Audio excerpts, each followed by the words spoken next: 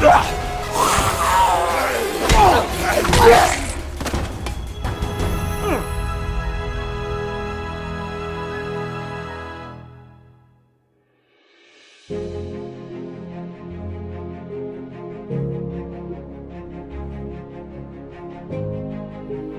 day I was at the mall and someone called me, "Hey, you're so cute."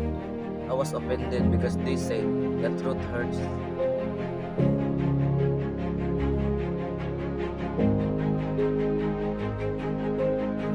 I remember the day when I ride at the gym.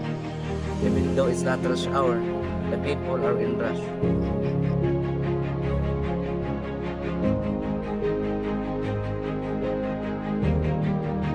Then I bought something in the town. When I went to the town crush became popular.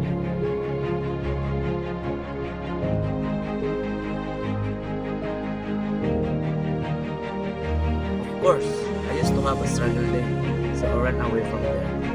So because of that, the search of Mr. Boogie became popular.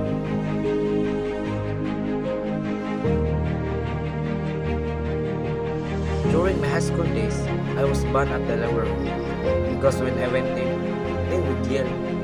So because of that, they could no longer follow the observed silence rule.